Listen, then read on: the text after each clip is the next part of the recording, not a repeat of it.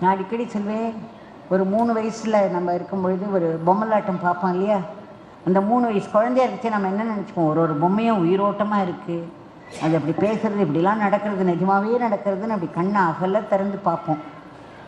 அதுவே இன்னும் ஒரு 3 வயசு ஆகிடுச்சுன்னா அந்த மேலே இருக்கிறவ அந்த கயிறை இழுக்கிறாளோ இல்லையோ அப்போ தான் அவளை பார்ப்போம்.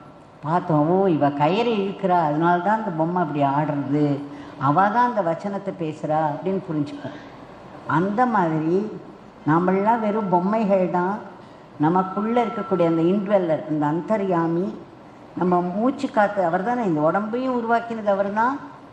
இந்த உடம்பை நம்ம உடம்பை நம்ம சொல்லலாமா, நம்மளை உருவாக்கினோம்.